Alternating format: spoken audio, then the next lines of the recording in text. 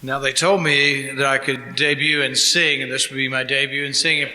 If I was good enough, I could get in the Kentucky Hall of Fame. Is that right, Neil? Hey, if you got a big enough check, we'll get you right. But if you've heard me sing, you know my chances are not really good. So, no. So when we heard we were coming here, we heard all about the story of the Lair family and Ann Lair Henderson, and thought, well, this would be a good opportunity to talk a little bit about and to give an award. And this is an award, basically a copy of the words that we put into the Senate record, talking about Ann Lair Henderson and her family and how they donated the land and helped get this started, and how she's been active through the years, in making this a success. So, Ms. Henderson, if you want to come up, we'll give this to you. There's a cord here, so you go. All right. Go around. All right. Good. All right. And then if you give me your arm, then maybe we can get a picture with this.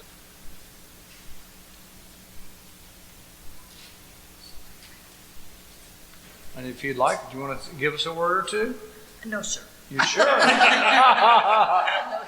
you want to sing? No. All right. Here, this is for you. Well, I'll bring it over to your chair. All righty.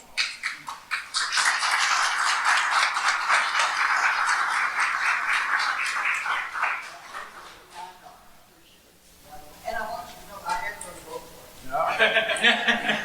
it. All right. One down, 999,000 to go. I'm thinking about see if I can take this off. All right. If I'm going to be singing, I need to be able to roam the stage a little bit. Well, thanks everybody for coming. It's good to be here. It's been a while since I've been here because nobody's been traveling much, and we've sort of held off the last year or so because people have been worried about getting the virus. I think it's getting to the point, though, where most people have been able to get the vaccine if they want it. I saw a statistic today that 85% of people over 65 have gotten the vaccine. So that's a pretty good number, and I think we're actually heading towards a point where we're going to get beyond this. About a third of the country has had it.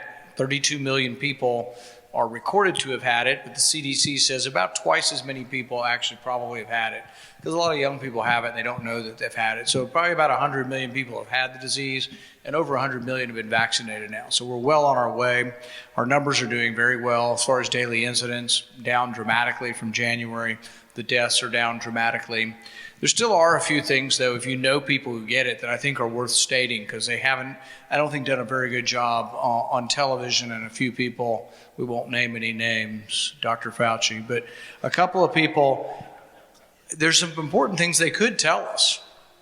And really, probably more important than some of the things he's been saying is that if you get sick with COVID, there is a treatment. And you have to get the treatment within a window of time.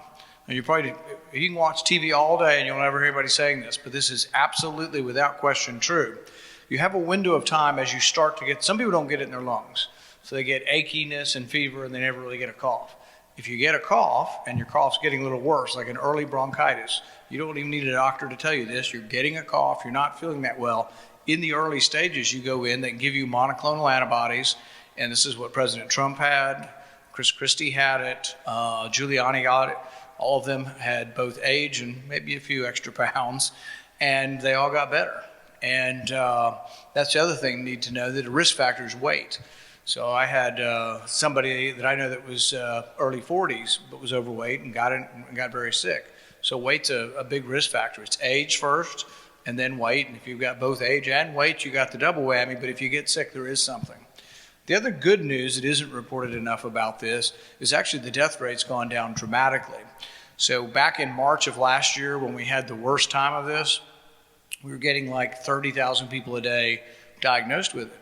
In January of this year, we were getting 300,000 people diagnosed with it. So 10 times more people, but about the same amount of people per day dying.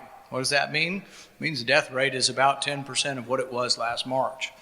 When it first got here, New York, New Jersey, it just ran rampant. And there were some mistakes made. Putting people back in the nursing home, probably not a good idea. It turns out that in a group setting, the thing spreads like crazy. But the good news, I think we are getting beyond this. For the sake of music, I think it's time to start having performances. For goodness sakes, we got pretty good weather. There shouldn't be any restriction on outside. I think the chance of catching something outside is virtually zero. And even the CDC, which has been a little slow to recognize these things, is starting to recognize that. So are there still rules in place that say you can't have outside performances? Or?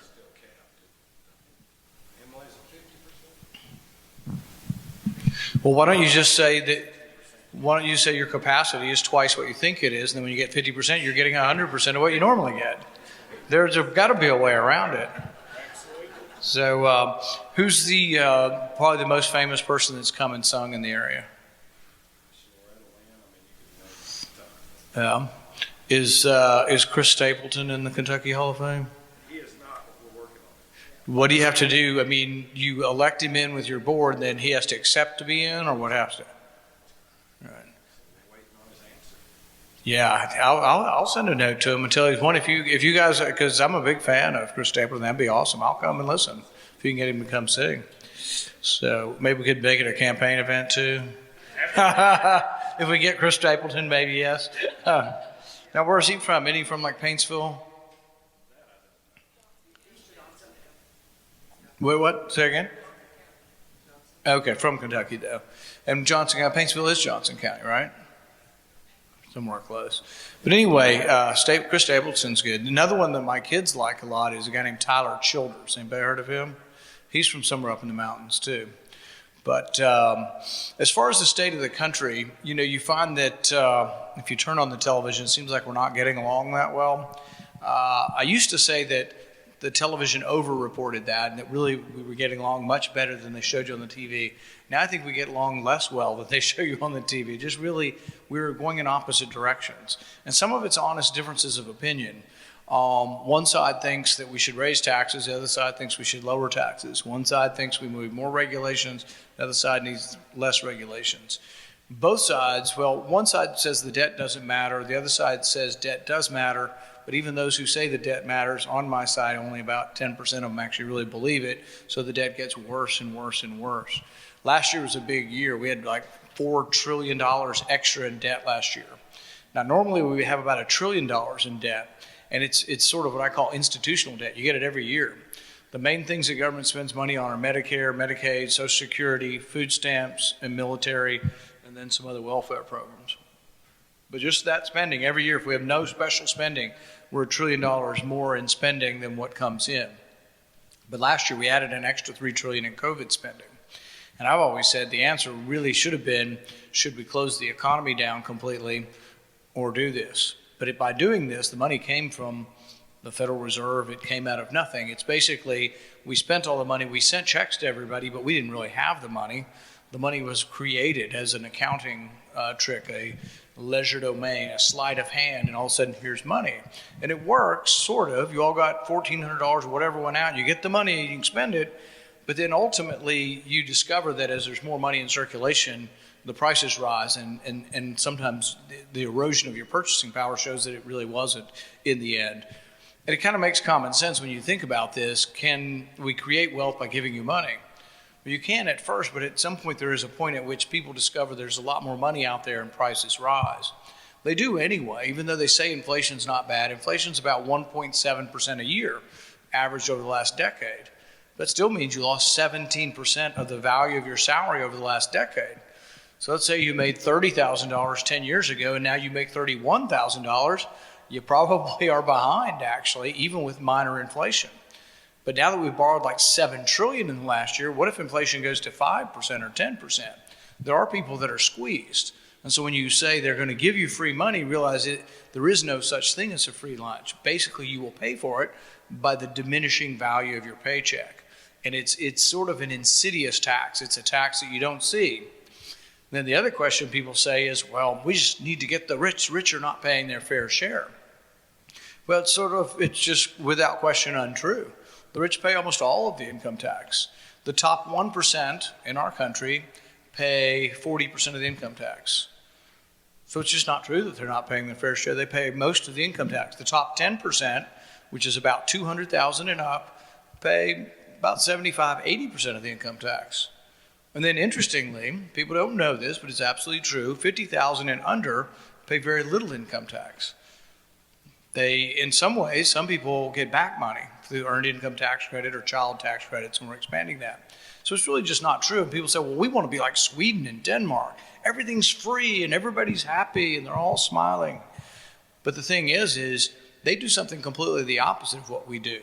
So when Bernie Sanders says, I'm going to give you all this free stuff, but we're just going to tax the rich, that's not what they do in Sweden. They have all the free stuff, all the welfare state, but it's done by taxing the middle class and the poor. They have a 25% VAT, a value-added tax, which is basically a sales tax. So what are we, 8% in Kentucky? So 6 to 8, 6. So we're 6%. And so, imagine that going to 25%. And what that would do, and what that, for working class people, what that would mean. That's what they do in Denmark and Sweden, so they can pass out free stuff. They tax the heck out of everybody. The income tax in Denmark is 60% at 60,000. So at 60,000, we're just barely getting into the income tax. For them, because I think what's a standard deduction is like 12,000 a person. Now you have mother, father, and 2 kids, you're up to like $48,000 of exemption. You're not paying much. You're paying, if you make 60, you're paying on 12,000. Whereas you're paying 60% in Denmark. So really nothing's free is the point. Do we want free college? The question isn't, do you want free college? The question is, do you want a mountain of debt that you pass to your kids and grandkids and that we maybe destroy the currency in the process, or do you want to, see if we can figure out a better way to pay for college? So one of the things I've proposed is why don't we make college tax deductible? A lot of people go to college and that's supposed to be for their career. So if college cost $80,000 for 4 years to go to college, and you said, well, I want to deduct that against my income, that sounds reasonable. And then what it would be is basically if your parents help save for you, they would do it with pre-tax dollars. So if they put $80,000 in an account, it would be $80,000. Now you got to probably earn $160,000 to save $80,000 to put $80,000 in an account. But if you made it tax deductible, that's a reasonable way. And it's not free. It is helping you a little bit, but it's helping you actually with an incentive to work more, to keep more of your money. It's not money being given to you. It only comes from your effort and your work. So there are ways of looking at it and thinking about this. If we look at the outlook, though, for the economy, I think we're doing pretty darn well, considering that we closed down every restaurant, every hotel, all of that. Unemployment right now is 5.7% statewide. It's not good, but it's also, compared to the 8 years of President Obama, it's actually lower than we were in 7 of 8 years. So we aren't looking at a cataclysmic thing where we all of a sudden need to borrow $2 or $3 or $4 trillion more. But we just did anyway. The COVID bill that passed recently was $2 trillion more. They're talking about another $2 trillion. But it's basically to give free stuff to people. And they do surveys on TV and people say, well, the stimulus checks are really popular. Well, yeah, who would have guessed that somebody sending you a check was not popular? And I'm not saying anybody sends it back. I wouldn't send it back. But at the same time, I know that, and I think a lot of us know, that overall it's probably not good for the country. Why wouldn't we do it all the time? Some people are arguing that. Why don't we do $1,400 a month for everybody, forever? Well, isn't there a point at which we destroy the currency in the country? So I think we do need to be worried about that. But as far as how good the country's doing, I like to put it in perspective. When the Industrial Revolution started, like in around 1820, they measured unemployment and poverty. And they measured extreme poverty as living on less than $2 a day. And about 1820, 95% of the world, 98% of the world lived in extreme poverty, subsistence level. People could barely get enough food. You never saw anybody overweight. The only people overweight were like Henry VIII. You had to be royalty to be overweight. Nobody had enough food. Everybody worked their butt off. 98% of people living in extreme poverty worldwide. By the time you get to when I'm born in constant dollars in the early 1960s, we're down to a third of the world, not just the U.S. We went from 98% to a third. A third live in extreme poverty when I'm born. You fast forward to today, less than 10% of the world. And if you watch the evening news, you'd never get that. They would say racism is worse, everyone's killing each other, and violence is worse. Actually, all the statistics, if you look at them, are actually better. Even gun violence, as bad as it is and the horrific things you hear, overall violent deaths are down, but you would never guess it by the news. Overall opulence and wealth is up. So there's a lot of things that have happened in the modern era that we ought to be proud of. But putting that all into perspective, we need to know where it came from. President Trump used to say, "Make America great again."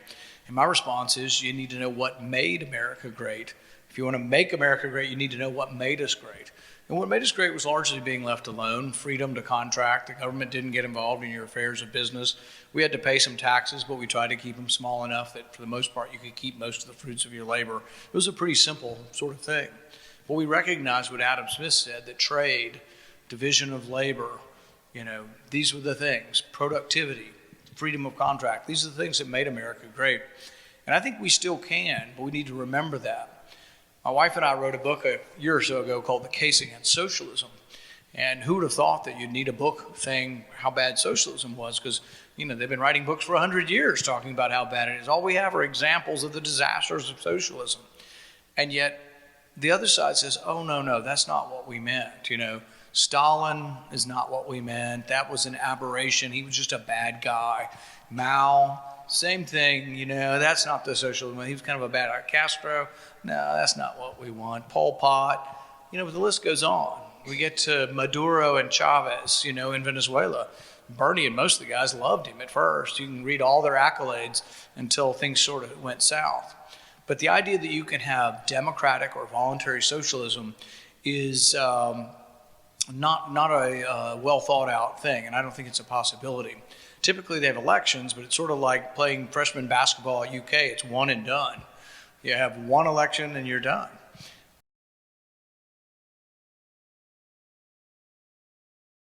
Sort of limiting their ability to accumulate power.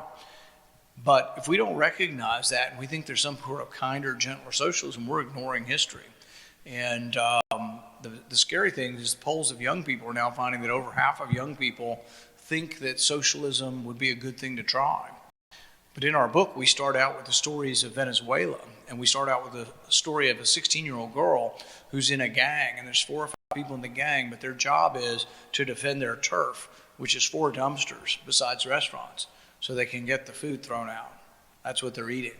There are people eating their pets in Venezuela because socialism doesn't work. But Venezuela sits atop more oil than Saudi Arabia. They were the richest country for 100 years in South America, and yet they've gone to chaos.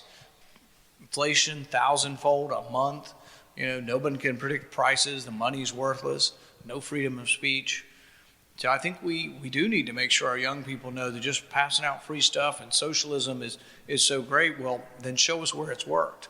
And they all say Sweden and Denmark, and I say, well, no. It doesn't work there taxing the rich people. It works there because they tax everybody. So you want free stuff, realize there's no such thing as a free lunch. You're going to pay for it through taxes if you want to be like Sweden and Denmark. But I'm optimistic for the future. I think things in Kentucky can get a lot better. We have to use some common sense and get beyond, I think, anybody who's doing the fear-mongering towards the disease. It is a real disease. I lost 2 friends to it. It is a real disease. We should be careful and cautious of it, but we shouldn't come up with rules and ideas that have nothing to do with the facts. And so we're going to have a really big vote coming up in the Supreme Court in June. It's going to be about whether or not the state legislature can restrict the emergency powers the governor has. He basically has said he has the ability to determine concert venues, restaurant venues, hotels, all of these things. The legislature came in, abbreviated his powers, and he said, I'm going to sue you. So he's suing the legislature right now, and that case is going to come to the Kentucky Supreme Court. He's arguing, and Josh will tell you this, he's arguing that he has inherent powers, that God anointed him with powers that are not in the Constitution, but that are his and cannot be abbreviated by the legislature. This goes against every fundamental precept of the division of power, of checks and balances. And so this case is incredibly important. If you know people in the Supreme Court, there's not many of them, there's 7 of them. If you see them in the grocery store, you tell them, this is about the most important thing that you can think about. It's going to be the most important decision in a generation. And we can't have a country that has no checks and balances, or a state that has no checks and balances. So I think y'all have done a great job, but it worries me, and people should watch this case, because if the Supreme Court decides they cannot, they gave him the power. They gave the governor these powers in the 1990s, and all they did was amend their own statute. And the Supreme Court says they can't do that. We've got a real problem. People want to accuse President Trump of being an authoritarian. Well, what is more authoritarian than a governor saying he doesn't take any restrictions by the state legislature and that he's going to make up all the rules on how many people can be in a hotel or restaurant forever? That is unbounded power that we have to do something about. So I would definitely talk to your state representatives about this and watch this case, because this is going to be before the Kentucky Supreme Court in June. But overall, I am optimistic towards the future. I think that as we move forward, there's a lot of great things about the country, and we shouldn't let people tear down the country. We need to be talking about what a great country we have and where we go in the future. Thank you all for coming out. Need assistance with federal agencies, please contact our Bowling Green office or visit our website.